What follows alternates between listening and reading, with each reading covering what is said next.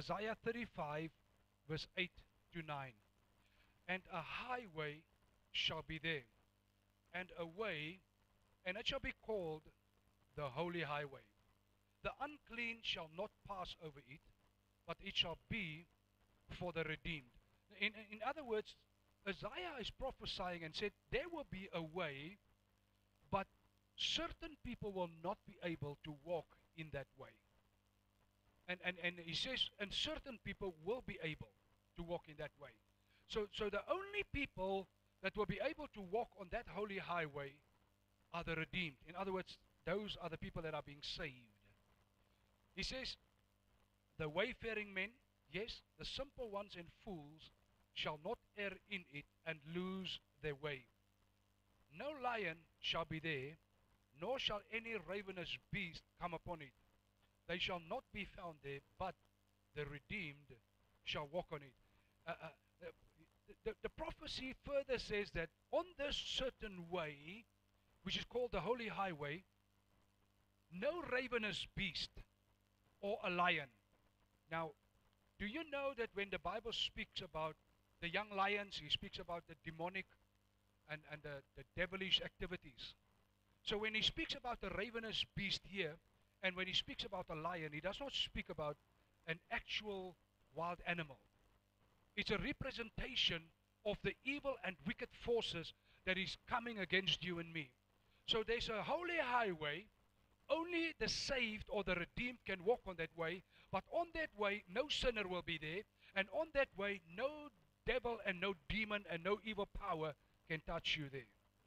Amen? 1 John 4 verse 9. In this the love of God was made manifest among us, that God sent His only Son into the world so that we might live through Him. Deuteronomy chapter 5 verse 33. You shall walk in the way that the Lord your God has commanded you, that you may live, and it may go well with you, and that you may live long in the land that you shall possess. Now I don't know about you, but number one, I want to live. I want to live my life and enjoy it. Number two, I want to live a long life. I don't want to die when I'm 60. Who want to go when you're 60? Who want to go when you're 100? Who want to go when you're 150? Yes, I want to live long. I want to live long. And thirdly, who want to live being blessed all the days of your life? All of us. Hallelujah. Now those are the three things the Bible says, if you walk in the way that God has commanded you to walk in. Last week I mentioned there are different ways. There are the way of the flesh, the way of the carnal man, and there's the way of the spirit. And so you have to bring the teachings together. And so now, God says, if you're going to walk on the way that I've given you, the holy highway, where no ravenous beast, no demon, no sinner, no one, it's only the redeemed that can walk on that way. And God says, on that way, you will live long, you will live an abundant life, and you will live a blessed life. Wow. That is so awesome. So many Christians don't live in this abundance. They don't live their lives. Every single day when they wake up, it is a disaster. It is turmoil. It is they don't even want to wake up and go to work. It's a matter of fact, many Christians woke up this morning and they said, I'm not even going to church. Why? It's because they don't know what it means to live.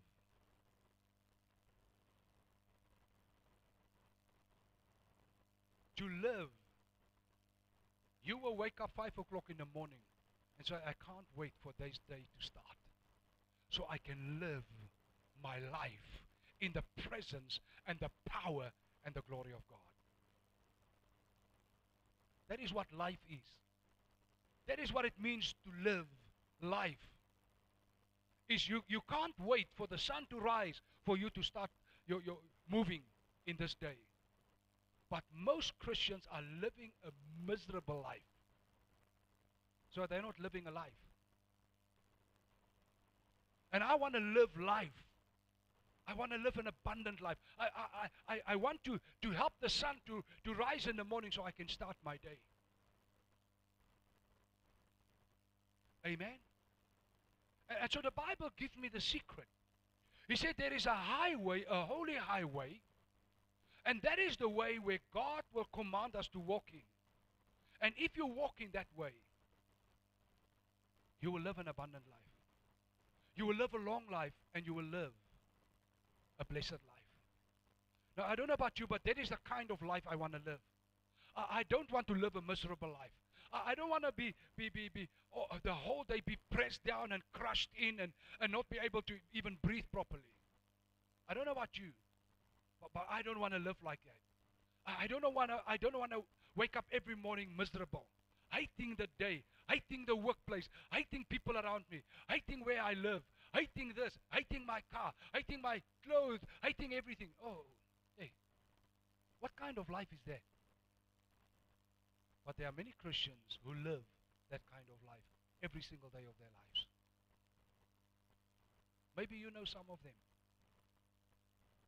So let us look at what we have prepared for this morning. The first thing I want you to see is that the Old Testament foreshadowing. What that means is I'm going to show you that the Old Testament was just a shadow. It was not the substance. Amen? Hebrews chapter 10, verse 1 to 10. For since the law has but a shadow of the good things to come, instead of the true form of these realities, it can never, by the same sacrifices that are continually offered every year, make perfect those who draw near. Otherwise, would they not have ceased to be offered? Since the worshippers, having once been cleansed, would no longer have any consciousness of sins. But in these sacrifices there is a reminder of sins every year.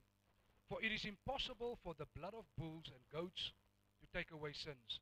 Consequently, when Christ came into the world, he said, sacrifices and offerings you have not desired, but a body have you prepared for me.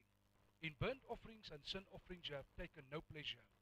Then I said, behold, I have come to do your will, O God, as it is written of me in the scroll of the book. When he said above, you have neither desired nor taken pleasure in sacrifices and offerings and burnt offerings and sin offerings, these are offered according to the law. Then he added, behold, I have come to do your will. He does away with the first in order to establish the second. And by that will we have been sanctified through the offering of the body of Jesus Christ once for all.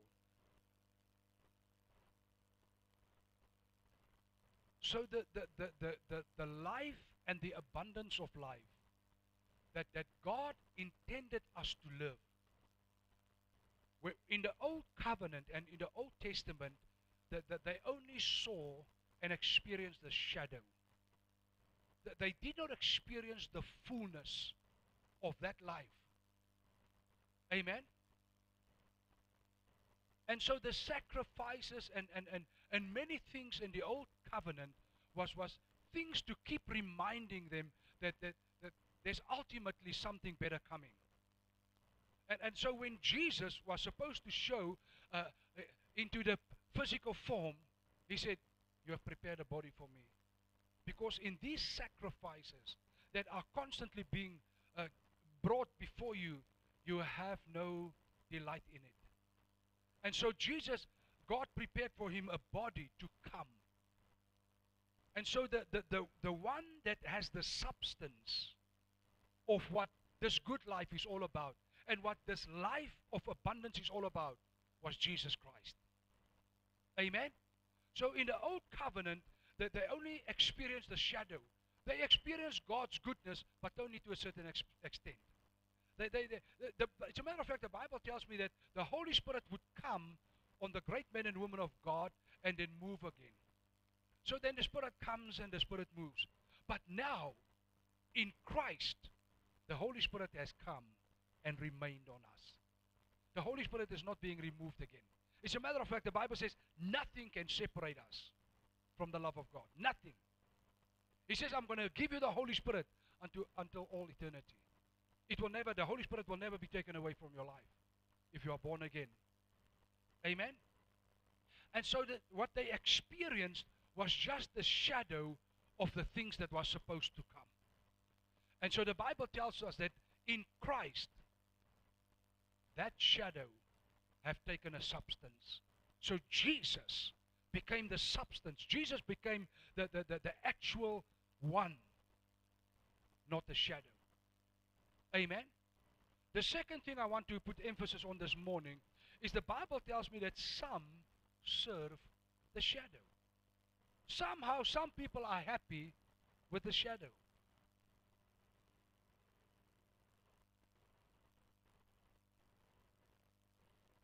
He says in Hebrews chapter 7, verse 26 up to chapter 8, verse 13, for it was indeed fitting that we should have such a high priest, holy, innocent, unstained, separated from sinners, and exalted above the heavens.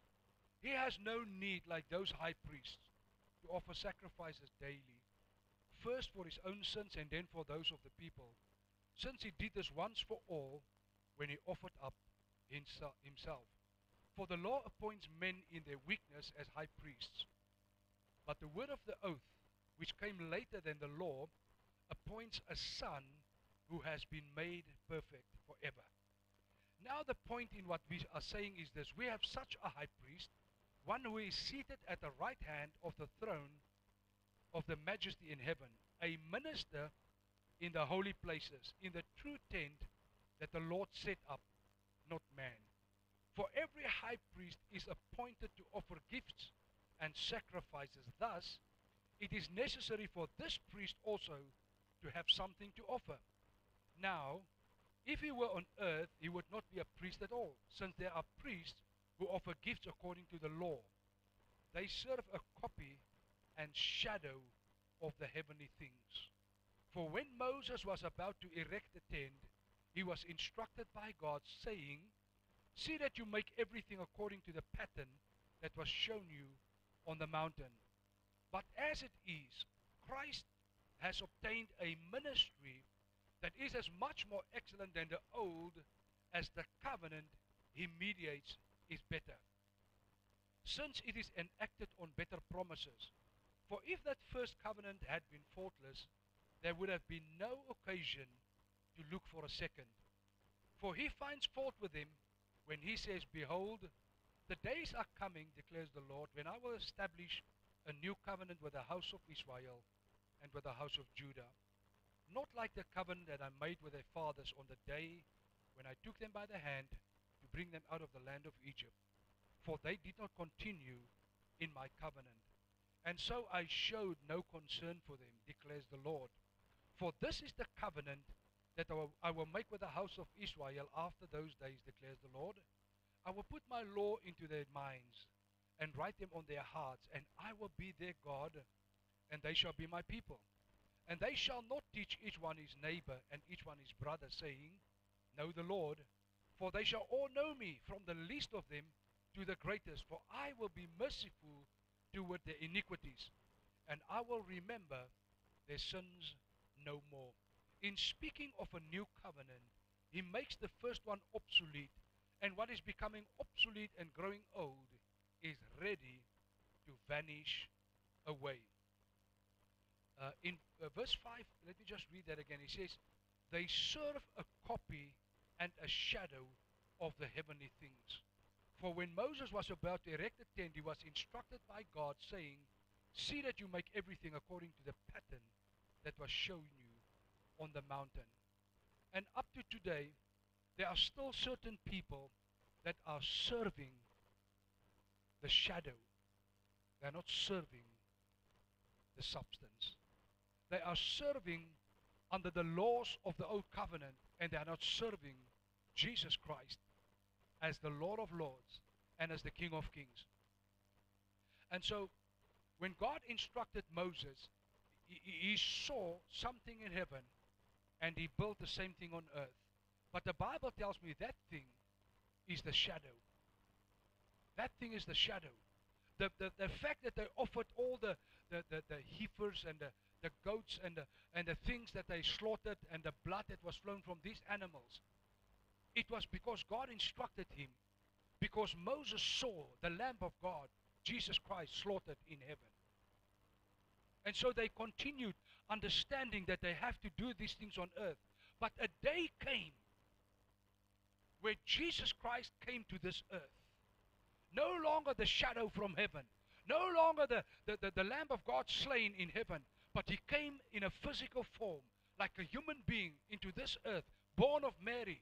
And he was living his life as a faithful and dependent man on the Word of God. And by the time that he had to rise up, when he was almost 30 years old, he came to the river Jordan, was baptized by John the Baptist. He rose from that water grave. And what happened? The heavens opened. God poured out the Holy Spirit on him. And he goes to the wilderness for 40 days to fast and pray. Luke 4, when he comes back from the wilderness, the Bible tells me he's full and controlled by the Holy Spirit. He went into the temple. He picked up the scroll. He opened it in the book of Isaiah. And he said, the Spirit of the Lord is upon me. Because God has anointed me to do certain things. God has mandated me to do certain things. And then the Bible says he closed the scroll. He sat down and he told them, this word have happened right before your eyes today. He is the Lamb of God. No longer to serve under the shadow. No longer to serve under the things that are not the real deal. But the day when Jesus Christ died on that cross and he was buried, and on the third day he rose from the grave. Oh my goodness. He ushered in the real life. He ushered in the abundance of life. He ushered in the life that God intended you and I to live. He ushered in the life that Adam lost. And that is the holy highway. You can clap your hands, please. That is the holy highway. Because Jesus himself said in John 14, I am the way. I am the life. Now, if you and I want to experience that life, if you and I want to experience the fullness of that life, beloved, you have to understand you need to come away from the shadow. And you need to come to the person who is making the shadow. Amen? Number 3 this morning, entrance into the new. Now the Bible is very clear. What we just read in chapter 7, chapter 8, is that there was a time coming where things are being transformed from the shadow into the substance. And the Bible says if the first one, the shadow, if that one was sufficient, God would not have given a next one, a new one. And so you need to understand that maybe some of you don't know, but I grew up in a church where they kept us under the shadow. I grew up in a church where we served under the shadow. So we were under the law and under the 10 Commandments, and we never experienced the Holy Spirit in that church. We never experienced the voice of God. You see, because the shadow is only for the flesh. But the new one that Jesus ushered in is for the spirit, where your spirit can come alive. Under the old one, your spirit is not alive. Under the old one, your flesh, you are trying to serve God by means of your flesh. But you see, in the new one, when you need to enter, your spirit. He says, I'm going to remove the old heart of you, and I'm going to give you a new heart. He says, I'm going to give you my Holy Spirit. Amen. Entrance into the new. Hebrews chapter 10 verse 19 to 29. Therefore, brothers, since we have confidence to enter the holy places by the blood of Jesus. In other words, we can enter the places that are in heaven, which are the substance of the things that Moses saw, and he erected something which is the shadow on the earth. Can someone hear me? So when we pray, we are no longer praying in an earthly atmosphere. The minute when you pray, you can enter the heavenlies to stand in the presence of God right in heaven.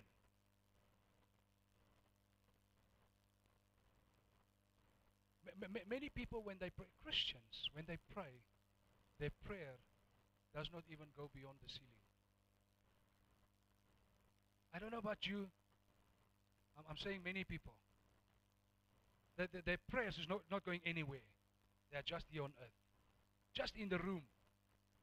Or just under the tree where you are praying. That your prayers is not going anywhere. But the Bible tells me, my prayers can enter the most holy place in heaven. I can stand in the presence of God by means of my prayers. And he said we can do it by the blood of Jesus Christ. Why? Because Jesus is the substance. And the minute, and you need to understand, you need to come out from under the old. And you need to come and enter into the new if you want your prayers to be heard in heaven. That is why many people, they say, please pray for me. And then when you ask them, are you not praying for us? But it seems like my prayers are not working. And they speak truthfully about their own prayer life. Because it's true, their prayers is not going anywhere.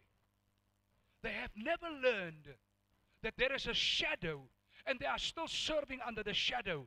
But there is a substance, there is a King of Kings, there is a heaven that you can enter with your prayers, and you can penetrate the presence of God with your prayers by the blood of Jesus. Can someone say amen? He says, verse 20, by the new and living way that opened for us through the curtain, that is, through his flesh. Now he's speaking about the most holy place that was in that temple that Moses saw and what they erected. So there was a very thick curtain, and the high priest could go behind that curtain once a year with blood of animals to atone for the people and the sins that they didn't even know they committed, once a year. And so the Bible tells me that when Jesus died on the cross, the curtain was torn from the top to the bottom. And so when they entered the temple, they realized, hey, this thing is open. This thing is supposed to be closed. But you see, Jesus torn the physical one to show them the time of the shadow is over. There is a real heaven where you can penetrate by the blood of Christ. And the flesh body of Jesus is that veil that make us to enter into the most holy place in God's presence. Verse 21, and since we have a great priest over the house of God, that is Jesus, let us draw near with a true heart in full assurance of faith, with our hearts sprinkled clean from an evil conscience and our bodies washed with pure water. Let us hold fast the confession of our hope without wavering, for he who promised is faithful. And let us consider how to stir up one another to love and good works, not neglecting to meet together, as is the habit of some, but encouraging one another, and all the more as you see the day drawing near. For if we go on sinning deliberately after receiving the knowledge of the truth, there no longer remains a sacrifice for sins, but a fearful expectation of judgment and a fury of fire that will consume the adversaries. Anyone who has set aside the law of Moses dies without mercy on the evidence of 2 or 3 witnesses. How much worse punishment do you think will be deserved by the one who has trampled underfoot the Son of God and has profaned the blood of the covenant by which he was sanctified and has outraged the Spirit of grace? So, the Bible says that some people are serving under the shadow. And what they are doing, they are denying the blood of Jesus and the flesh of Christ, who has opened a new way for us to enter into the presence of God. And so many, there are many religions on earth right now, they are still under this thing. And they will, and I'm going to show you later on, that they will persecute you because they hate you for walking in the truth. Amen? Number 4 this morning. How to enter the new way. We are talking about the holy highway. We are talking about the way that God said in Deuteronomy, He commanded us to walk in that way. Because in that way, there is abundance of life, there is abundance of blessing, and there is a long life. Most of the things that most people want.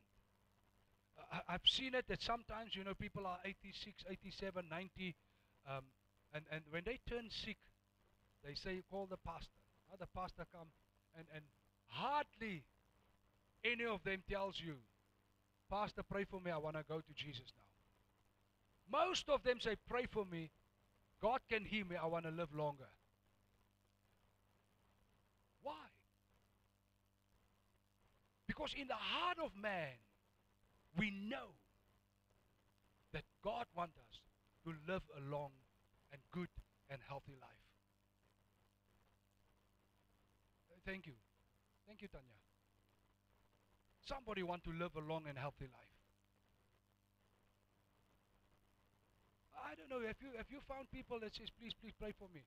I want to die. I've never found that people.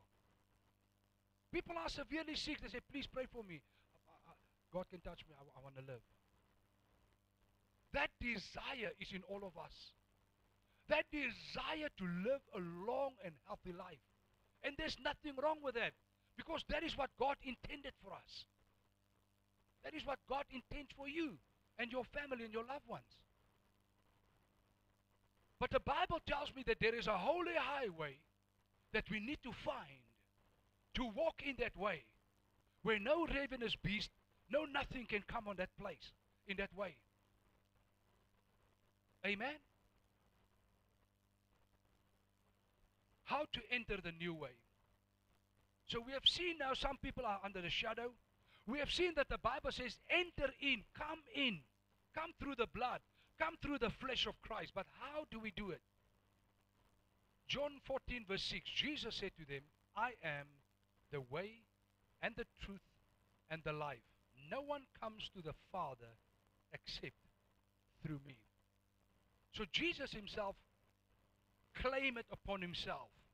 He says, I'm the way, I'm the truth, and I'm the life. You cannot come to God the Father unless you come through me. Amen? So the writer in Hebrews said, his blood and his flesh has opened a new way for us. But how? John 3 verse 3 to 7, Jesus answered him, truly, truly, I say to you, unless one is born again, he cannot see the kingdom of God. And Nicodemus said to him, how can a man be born when he is old? Can he enter a second time into his mother's womb and be born? And Jesus answered, truly, truly, I say to you, unless one is born of water and the Spirit, he cannot enter the kingdom of God. That which is born of the flesh is flesh, and that which is born of the Spirit is spirit. Do not marvel that I said to you, you must be born again. There's no more simple way to say this truth than how Jesus have just said it. You see, when we serve under the shadow, we serve in the flesh. Because we have been born on this earth in the flesh. But then Jesus said, wait. If you want to serve in the Spirit, you need to be born again. Because inasmuch as you've been born into this world in the flesh and you serve under the shadow, if you want to serve in the real life, if you want to enter by the blood and the flesh of Jesus, oh my God, you have to understand you need to be born again. You need to be born. Turn to someone and say, you need to be born again. You need to be born again. Now you might be asking, why am I spending so much time on this stuff? I believe God wants to stir our spirit this year to understand the importance of getting people around us to become born again. So this teaching might not be so much for you, because you are born again.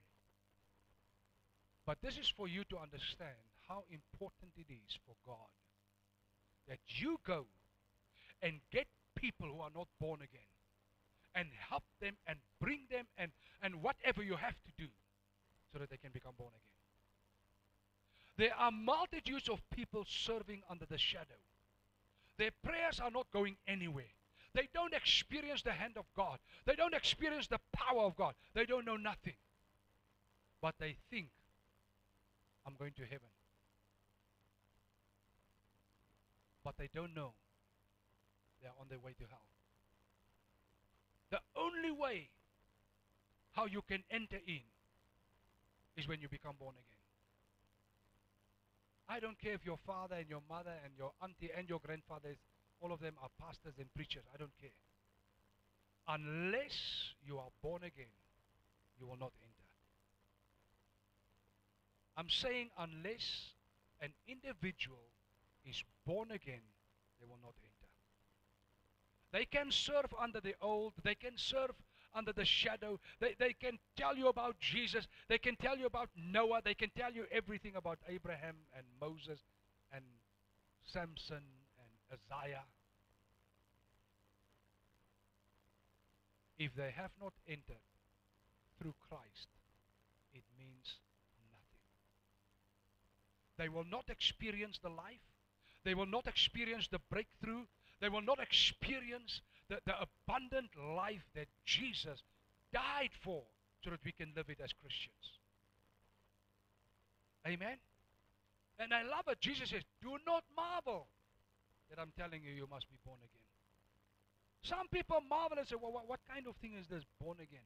Yes, I'm already born again because I'm in a church. No, you're not. You're not. It is a deliberate choice where you choose, I'm going to be born again. I'm going to live by the Spirit of God. I'm going to enter on the holy highway and I'm going to walk on this way for the rest of my life. Amen? Psalms 87 verse 5 and 6. And of Zion it shall be said, this one and that one were born in her. For the Most High himself will establish her. Verse 6, the Lord records as he registers the people, this one was born there. Selah. Now do you remember that the Bible says that there is a book of life in heaven? And people who are being born again are being registered in that book. Can you remember? So and you have to go back to our teachings earlier on in this year where I was teaching you that the church, Zion, the church, the New Jerusalem, the city of God, all these things are speaking spiritually of the same exact thing. And that is the church, the bride of Christ. That is the city. So you have to be born again. Amen? How many of you have been born on planet Earth? Only one. At least 2, 3 people. Hallelujah. Okay? If you don't know what I'm asking, you have been born on planet Earth. That's why you are sitting here. Now do you remember, you've been born in a certain nation. That's why you have citizenship of a certain nation. Amen?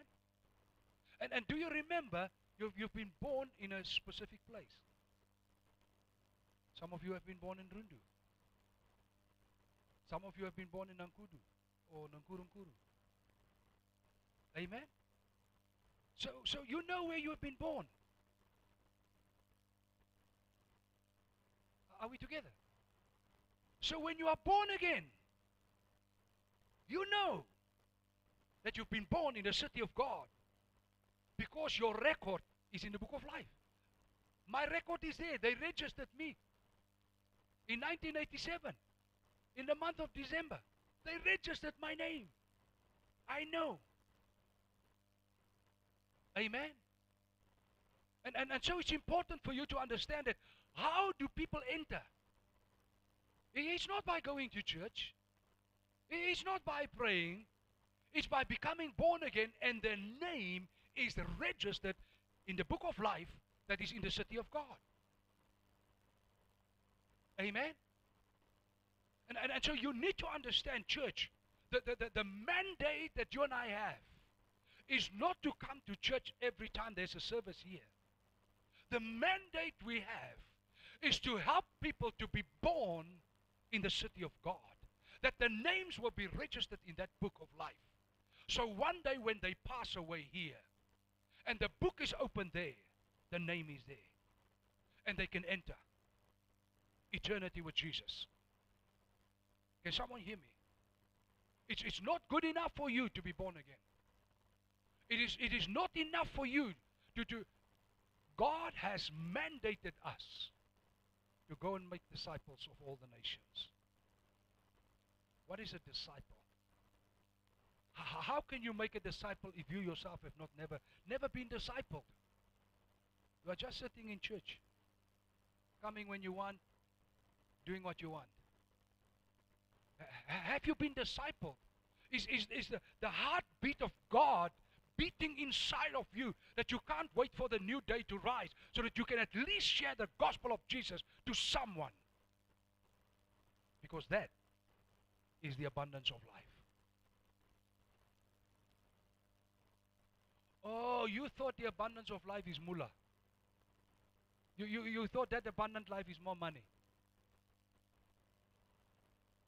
You see, you can only serve God or mammon. You will love one and you will hate the other. But the secret is this, church. If you love Jesus and you are walking on that holy highway, and you are walking in the way that God has called you to do, and you are walking in the purpose and the plan of God for your life, you want to hear the secret? Mullah come flying to you.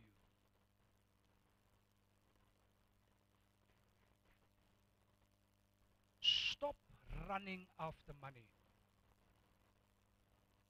Start running after souls to get them in the book of life. And God will start to take care of you. Somebody need to hear me. There are people, there are Christians, precious people, anointed people who don't have jobs. They sit at home the whole day doing nothing except for watching television and whatnot. But they have the whole day to win souls. But they sit at home doing nothing. Honestly, I don't know what kind of life is that. I don't know what kind of life is that. The Bible says in 1 Peter chapter 1 verse 3, "Blessed be the God and Father of our Lord Jesus Christ. According to his great mercy, he has caused us to be born again to a living hope through the resurrection of Jesus Christ from the dead." God has caused us to be born again. God wants to use you to cause people around you to become born again.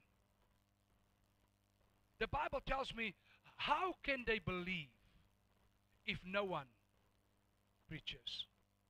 How can people around you get their names registered in the city of God, in the book of life.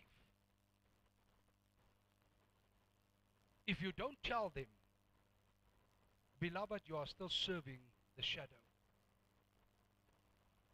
If someone don't tell them, how would they know?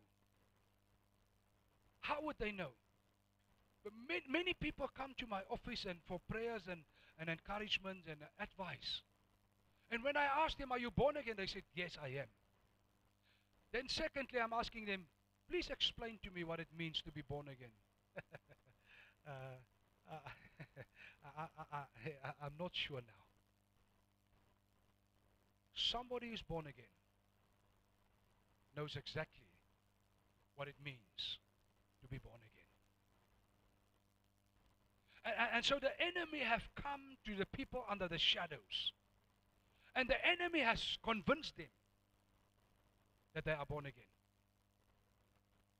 But the minute you ask them, explain to me what it means, they don't know. But I can honestly tell you, a person that is truly born again knows exactly how to explain it and knows exactly what it means. And so you have to understand, beloved, that we have an enemy that he is trying to outrun us, to our friends, to our colleagues, to our loved ones, to our family, to our community. He tried to outrun you, to tell people under the shadow, you are fine. You're going to make it. But you and I know the truth, that they are not fine. Even though they are sitting under the shadows, they are on their way to hell. You know it. I know it.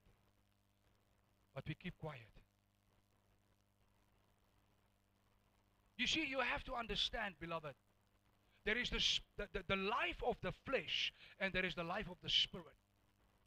And if you're going to live as a believer, as a born again, in the life of the flesh, how will people around you meet Jesus to get their names registered in the book of life?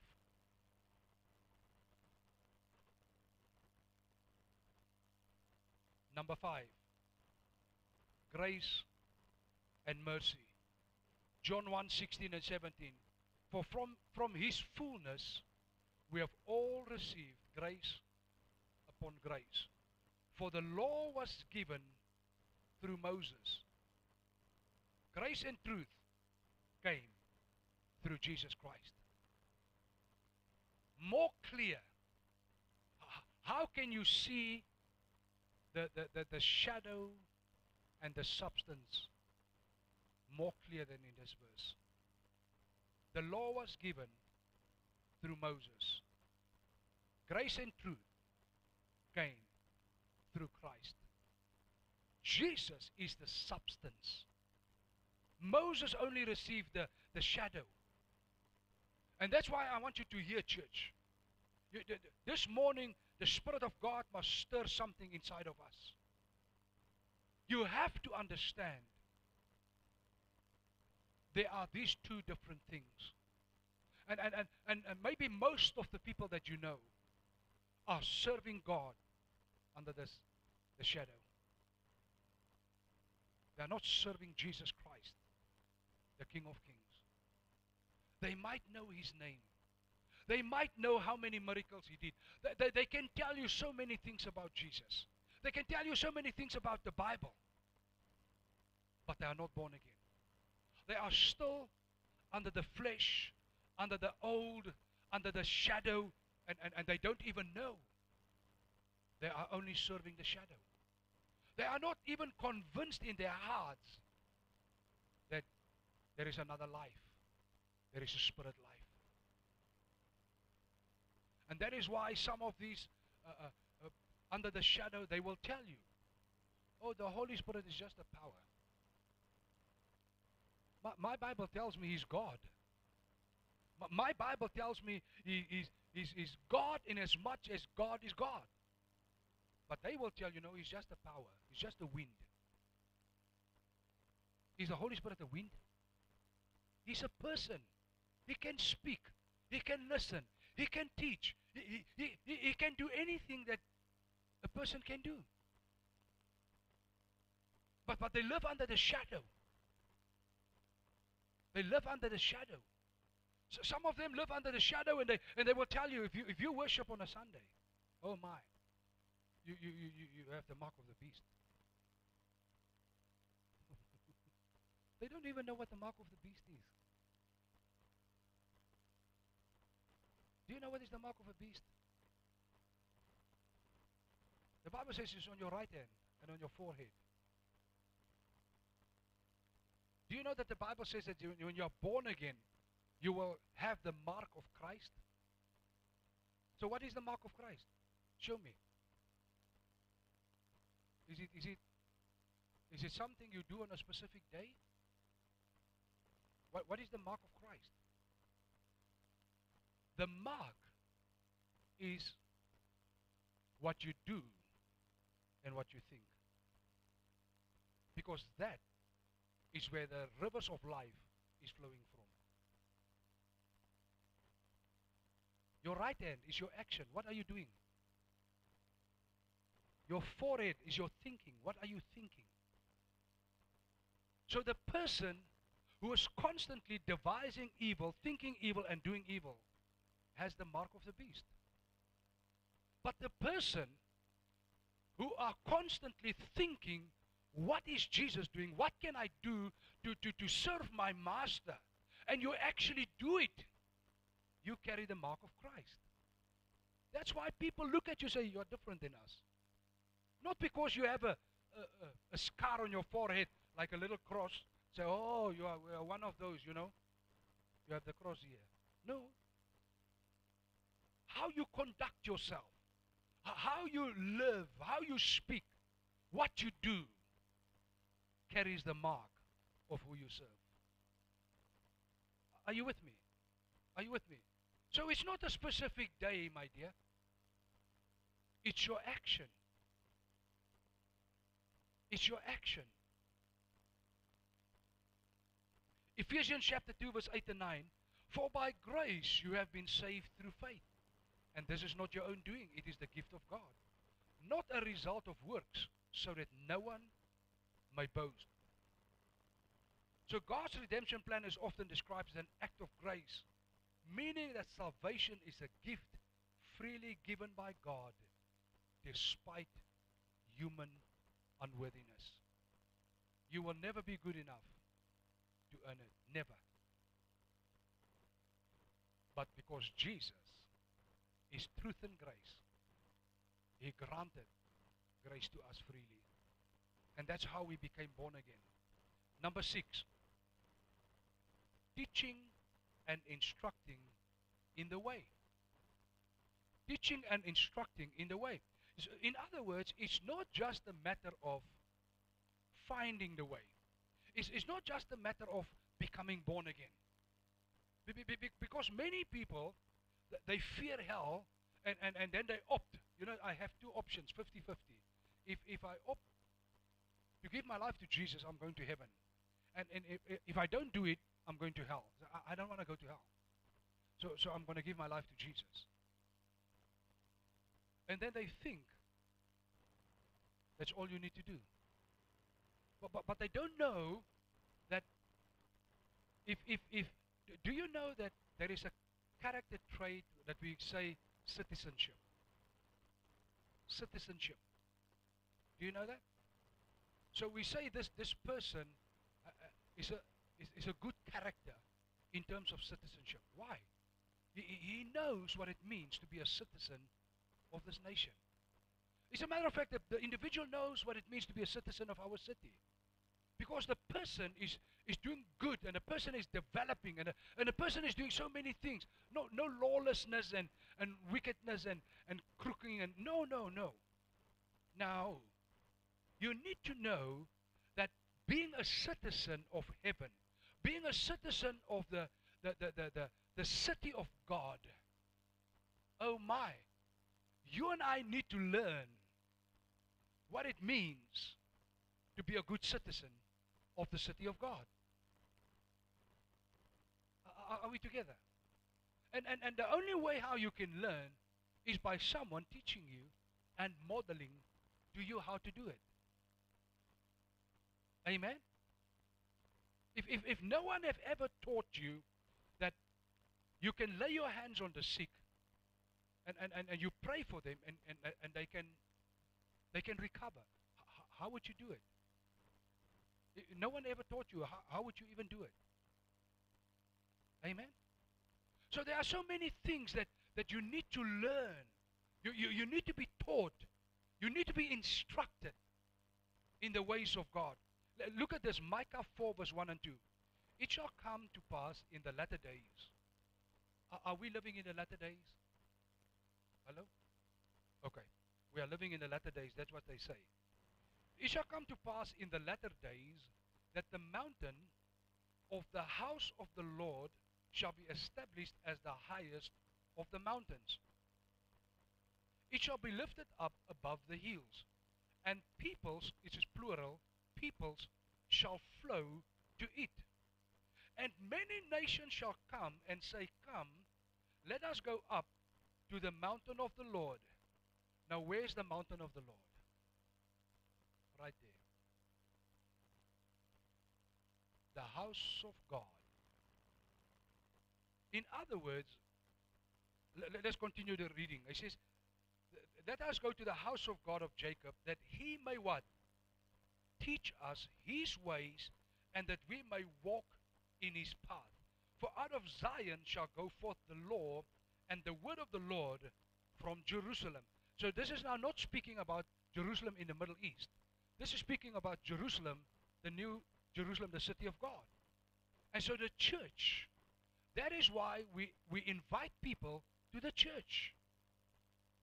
The Bible says from the church, people need to be taught and instructed how to live and how to walk in the path of God. And that's why I'm inviting you, our church, have a free discipleship training. We will make you a disciple free of charge.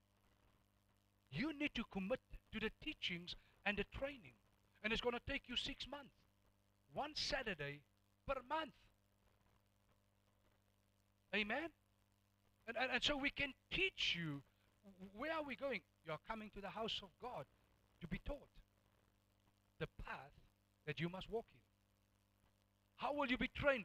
You come to the house of God and we train you. Amen? Listen, church, this is God's design. That is why I cannot, in my mind, I can never in my mind say, I don't feel like church today, I'm not going to church. What is that? Is that feeling coming from the Holy Spirit? Of course not. That's your flesh depriving you to go to the house of God and learn something that you can walk in a greater abundance of this life that Jesus wants you to live. Now I know that in many places where they serve the shadow, there's not much there. But listen, I know this place where we are right now. Some of you have become born again here. Multitudes and multitudes of people have become born again in this place. Multitudes of people have been trained as disciples, and God have sent them all over the world from this place. That's why I know we have truth. I know God is with us. I know God is touching lives in this place. Is there somebody in this house that God have touched your life in this place? I see hands everywhere. Thank you. People don't like it when we talk about ourselves, but can I tell you how many times God have touched my life in this place? Yes.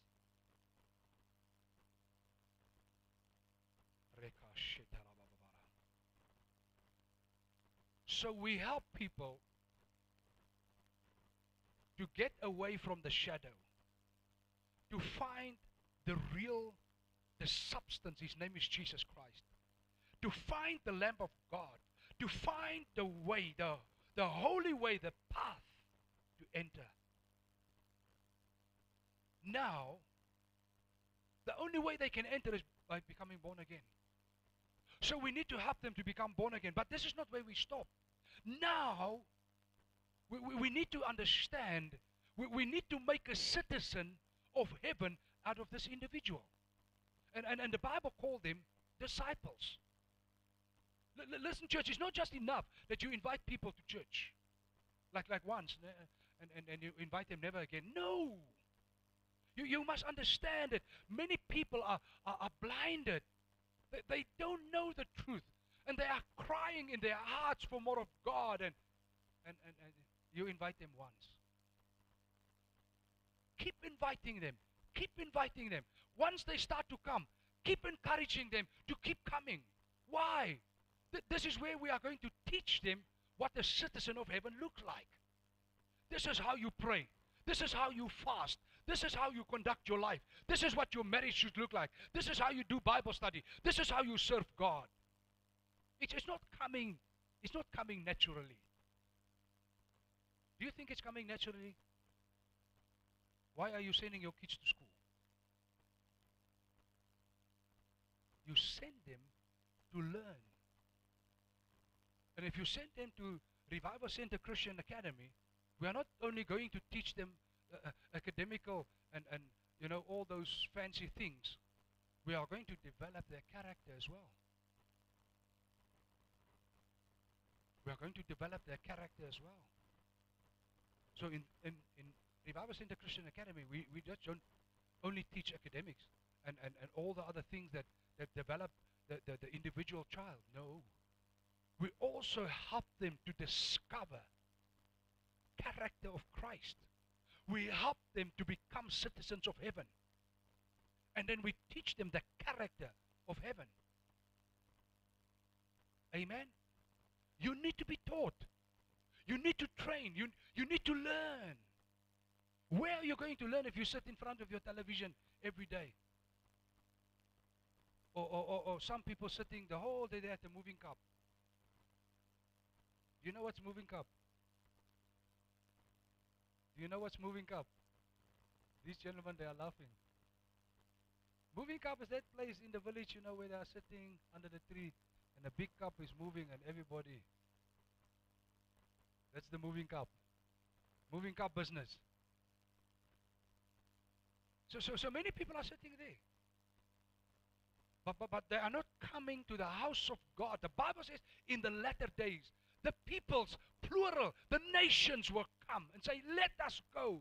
Let somebody teach us the ways of God so that we know the path that we can walk in.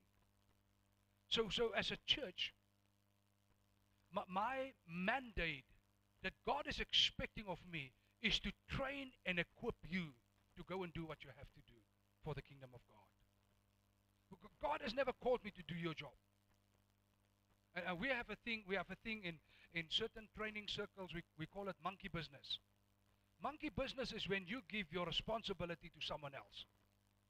There's no monkey business in God's kingdom. No. And I'm not taking your responsibility.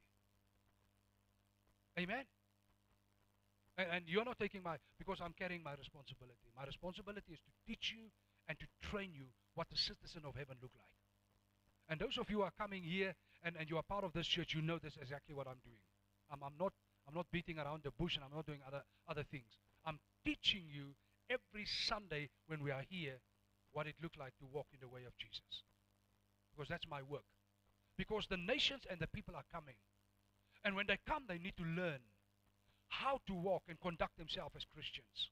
But many of them are blinded. They are under the shadow. And that is why I believe the Holy Spirit is taking us on this journey this year. It's basic things we are busy with. Basic things. To give you a greater understanding of the environment where your friends are in. They call themselves Christians. But when you look at them, you see they don't have the mark of Christ. The way how they conduct themselves, the way how they speak, the way the things they do. They're not Christians. But they say, I am a Christian. And that is the danger that we live in. So you assume that everybody around you call themselves Christian and they go to a gathering place on a Sunday morning, that you assume that these people are born again. They are not. I want to help you, church. They are not. All of them are not born again. Many of them are serving under the shadow, blinded by that shadow. 2 Corinthians chapter 4. In Acts chapter 19, verse 8 to 10, and he entered the synagogue and for 3 months spoke boldly, reasoning and persuading them about the kingdom of God. But when some became stubborn and continued in unbelief, speaking evil of the way. Speaking evil of the way. There are people who are sitting in the temple. There are people sitting in churches and they speak evil about this way. Because they assume they are on the way and they are not. They are in the shadows. And they said, they're speaking evil of the way before the congregation. He withdrew from them and took the disciples with him, reasoning daily in the hall of Tyrannus. This continued for 2 years, so that all the residents of Asia heard the word of the Lord, both Jews and Greeks. Everybody needs to be taught in the way of the Lord. Everyone. None of us are excluded. And there the Bible tells me about Paul has been preaching in the temple, teaching in the temple, until people started to speak evil about the way. Some people will forever not enter. They believe what they have is the real deal, and they don't know. They only have a shadow. Jesus Christ, the Son of God, is the real deal. So God designed and God established the church to be the place where people are being taught and people are being discipled as citizens of heaven. Amen? And so I want to tell you, every time that you come to this church, in some way or the other, we will teach you and train you what it means to be a citizen of heaven. We will not waste your time. We will not do other rubbish things here. This is what we've been called. He says, shaping people into the image, potential, and full measure of Christ. We don't have time to waste time and energy on other things. This church, all our money, all our efforts, everything, our energy, everything goes into equipping people to become citizens of heaven. And to live that life here on earth right now. That's what we do. Amen? So some people say, but why are you not prophesying every day? Why must we prophesy every day? When we speak the word of God, the word of God is so prophetic and so profound that some people don't even hear it. Yes. Yes. But people these days are just, they want to be tickled in their ears. Oh, ma'am, stand up, stand up. I've got a word for you. Oh, my brother, stand up, stand up. I see money. Hallelujah. This is what people want. How are they being taught what citizenship of heaven look like? I'm just asking myself. I'm not into those things. Sometimes when we have conferences, people would call me and say, are you going to prophesy to people? I say, why? So, no, we want to come if you're going to prophesy. No, I'm not going to prophesy. And so they don't come.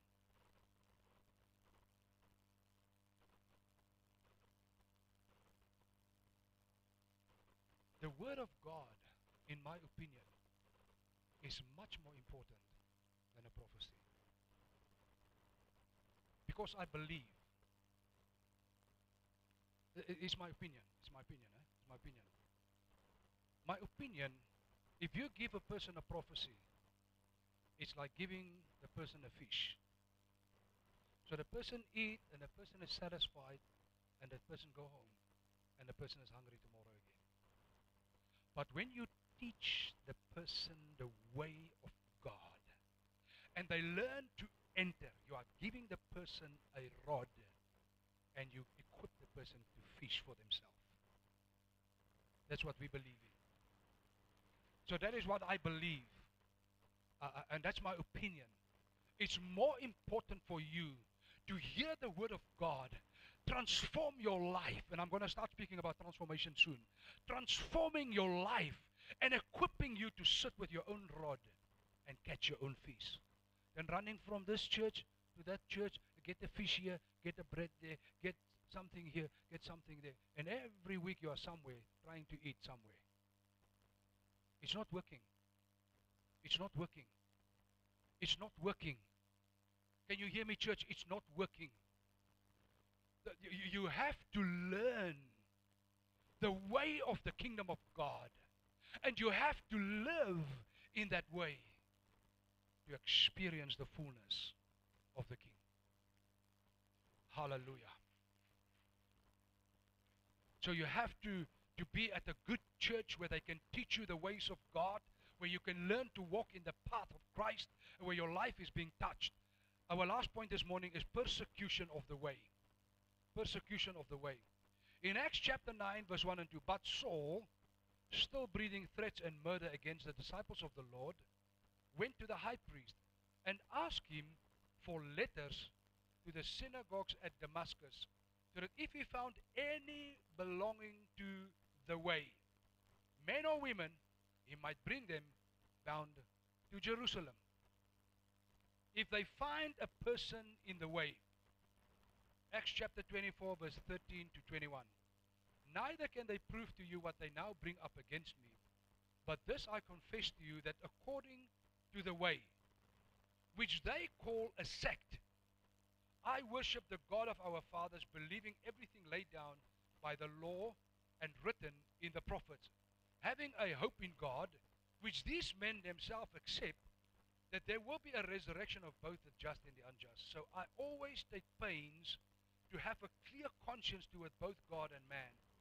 Now after several years I came to bring alms to my nation and to present offerings. While I was doing this, they found me purified in the temple without any crowd or tumult.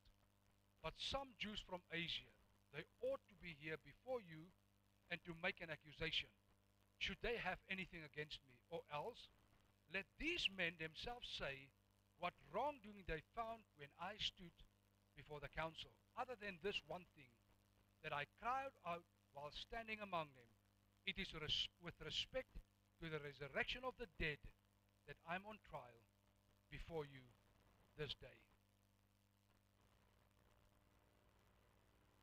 Now the truth is, many of us grow up under the shadows. We learn about Jesus, we learn about God, we learn about the Bible, and we know many things about the Bible, and you can quote scriptures, and you are very religious, but you are under the shadow.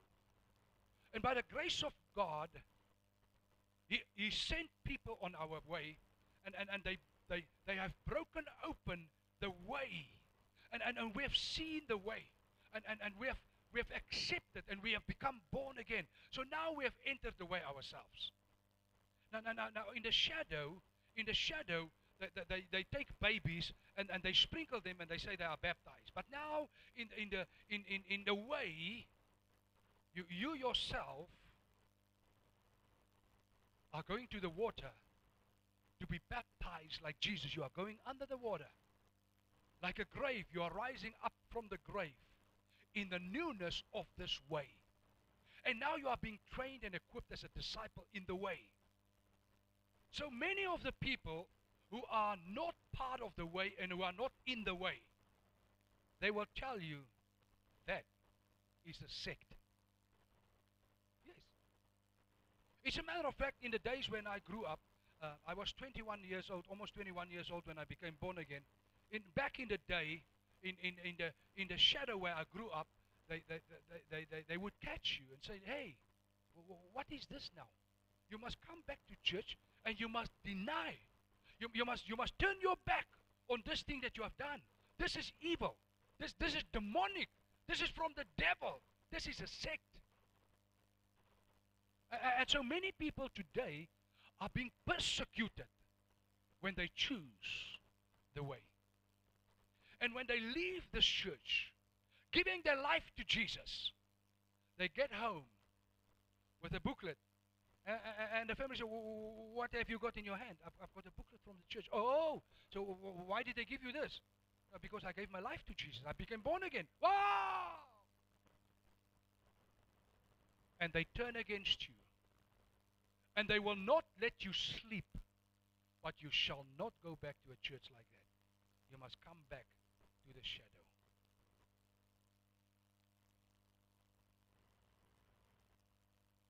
Now, I don't want to ask you how many of you are being persecuted by your family, by your friends, by your colleagues. Some of them have left you.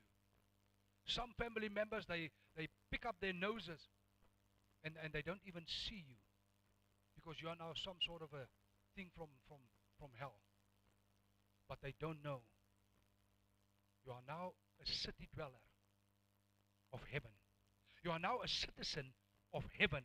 Your name is registered in the book of life. And you are becoming a disciple of Jesus. With the power, with the glory, and with the presence of God. Your prayers are going straight into the heavenlies. My brother, when you pray, oh my Lord, you are in the presence of God. And how many days did you pray there in the shadow? And you know your prayers went nowhere. But now that your prayers is coming in the presence of God, and you know that God hears your prayers, now they tell you are in a sect. You must leave that thing and come back. Oh my Lord, I can never go back. I can never go back. I can never go back. When the Lord spoke to us to come back to Namibia, we came back and we were on the farm. And so the nearest church from us were not very far, but it's one of the churches of the shadows. And so we decided we're going to go to the prayer meetings. We're going to go to the prayer meetings.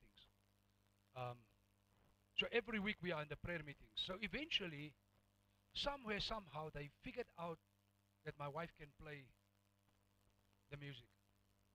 And they said, but on the prayer nights, we also want to sing. Can you play for us some of these songs? And my wife said, I don't know the songs, but let me try and practice, and then we can play it. Listen to this. Now, she started playing some of the songs, and the people started. All of a sudden, nobody told him. This is the amazing thing of all. You see, when you are marked, there's something that you carry from the citizenship that you have. Because the city where you belong is not an earthly thing. So we carry something from the city that we belong. And I'm not talking about the physical thing, listen. And as my wife is playing the music and they start singing, no one told him. Some of them started clapping their hands. I said, oh. Heaven is busy invading this place now. While they were praying, some people say, in that place, nobody makes sound. You don't even say, you just. Now, when people start praying, some people say, amen. Oh, yes. Yes, Lord, amen. I said, something is busy happening here. So these people, somehow the shadow is busy moving away, and some of them can start to see there is a real king. Needless to say, when we were singing and the presence of God would come in the place, some of them go like this. And the tears come running down their faces. No one told them, raise your hands and start to cry.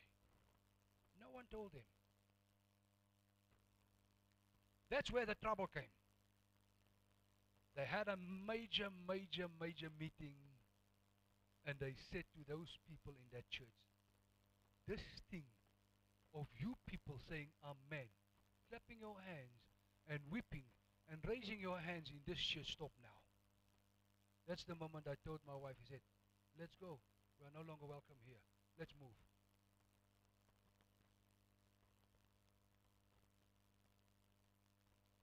Why am I telling you this? Some people will forever fight to keep people in the shadows. not to allow them to advance to the city of God, not allow them to get their names registered in the book of life. Because somehow they believe they have been mandated to keep the shadow thing alive. And I'm talking to you, that some of your friends, some of your family, some people that you know might believe that they must keep the shadow alive. I want you to move on to the King of Kings. I want you to take the people that you can get hold of and move them to the city of God. Move them to the King of Kings. Hallelujah. You will find the stubborn ones. You will find the ones that says, we have the mandate to keep this thing. Leave them. Leave them. Move on. Amen. Have an encounter with Jesus and move on. Bring your friends, bring your family to church. Let us be able to teach them the path of God, and let us show them who this Jesus really is. And let us help them to get away from the shadow and get their names registered in the book of life. So that one day, when they pass on, we will find them with the King of Kings. Some will go before us, some we will go before others. But when we are there, we will find one another and we will rejoice together and say, hallelujah. Thank you for being here. Thank you for coming out of the shadows and serving the living King. Church, I'm talking to you. There are thousands of people in our city that is in bondage and slavery of the shadow. They don't know Jesus. They can tell you about Jesus. They can tell you about his healings. They can tell you about his crucifixion, but they have never met him as a personal Lord and as a Savior. And their names are not written in the book of life. They are not registered as citizens in heaven, in the city of God. That's why you are sitting here. To be this nation and to be this people that are going to go into the city on the mountains and the hills and say, come with me. I will take you to the house of God, where you will be taught the ways of the Lord, and where you will become a citizen of heaven. In Jesus' name.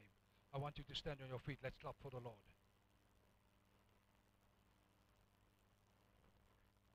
Hallelujah. Now I'm going to ask you 4 questions.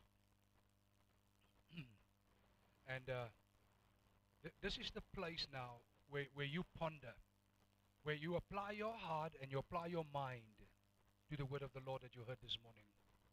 The first question I'm asking you, have you found the way, or are you still walking in the shadows? Are you truly born again? Or are you just religious? No, I'm a child of God. But you're not really marked. Your conduct, your thinking, your actions, your words that you speak show everybody that you're not born again. You might be religious. You might believe in the Bible and you might believe in Jesus, but you're not born again. Number 2, are you entering daily on the new and living way? What I'm asking, what does your prayer life look like? Are you praying this 10 seconds, 5-second prayers? Or are your prayers taking you into the presence of God every single day of your life? That's what I'm asking you. The third thing I'm asking you, are you being taught in the ways of God? Listen, church, I want to help you. I don't care who you are and I don't care how old you are.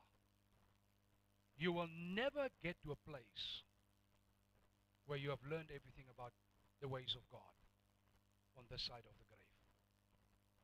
You will ever learn something new. Ever. Remain teachable. Remain in a church where you can learn more and more and more and more about God and how to conduct yourself as a citizen of the kingdom of God. So that is the question. are you being taught? And number 4, are you being persecuted for walking in the ways of Christ? Some of you have become born again. I remember when I became born again, I didn't know what happened to me. My life got changed, and one day I will tell you the whole thing about my experience with Jesus. And after like 3-4 weeks, a month, I for the first time I realized, because in the church where I grew up, the word born again was never mentioned. Never in that church. Never. Up to that time. I believe now they mentioned that word, but up to that, never. And so somebody told me, but you are actually born again. I said, what is that? And then I remembered the night when Jesus appeared to me. I was reading John chapter 3 about being born again, and I looked up in heaven and I spoke loud. I said, Jesus, is there not someone that can teach me this? It's when he appeared. It's when he appeared. I never heard about being born again in my life for almost 21 years. But when I read it, I knew that scripture is talking to me. So the person told me, you are born again. That is now the time when I took the boldness to speak to my father. And that time I was working in Chumep in TCL in the mine, and I called farm and I said, Dad, I need to tell you something about myself. He said, what did you do? I said, Dad, I'm born again.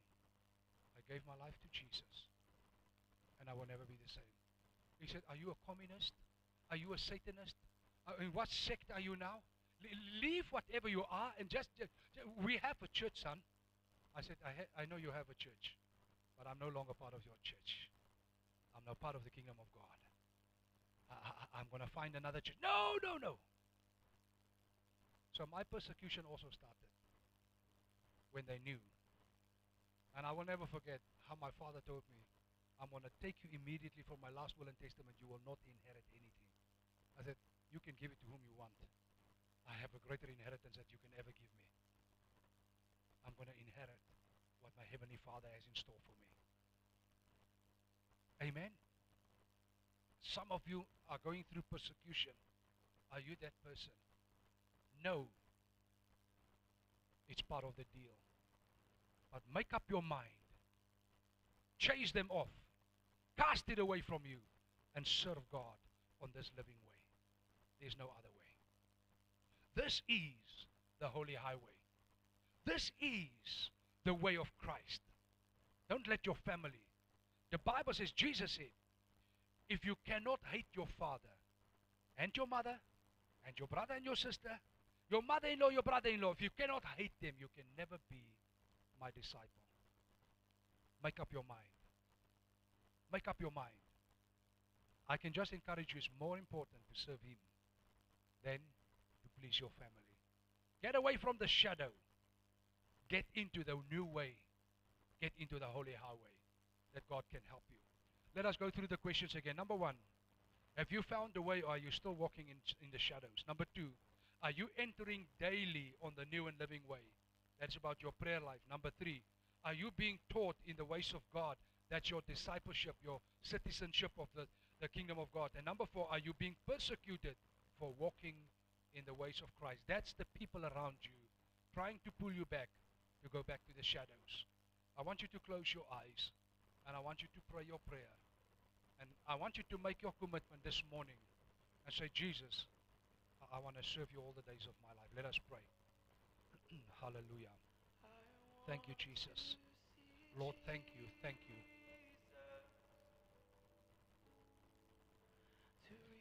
Thank you for this precious word. Lord, I pray that you will help us to be city dwellers of the New Jerusalem, to be citizens of the kingdom of God, to be marked by Christ, and Lord, to live and to move and to conduct our way in the holy way, in the holy highway, in Jesus' mighty name. Father, some of us are still being persecuted from our loved ones, our family, our colleagues. Sometimes we are being persecuted by our superiors. Lord, I pray for the strength and the courage to keep getting away from the shadow and to keep running to Christ. Lord, help us to give us the grace that we can reveal to our loved ones and our colleagues and our friends and our community, Lord, how they have been captured under the shadow, how they serve the shadow and the copy, but how Jesus is the real deal, how Jesus is the Lamb of God, and how they need to become born again, to be registered in the city of God, to be registered in the book of life. Help us, Lord, to save souls, to bring the lost to your house, so that they can be taught in the ways of Christ. Oh God, open our eyes, open our hearts, help us. In the mighty name of Jesus we pray. Amen.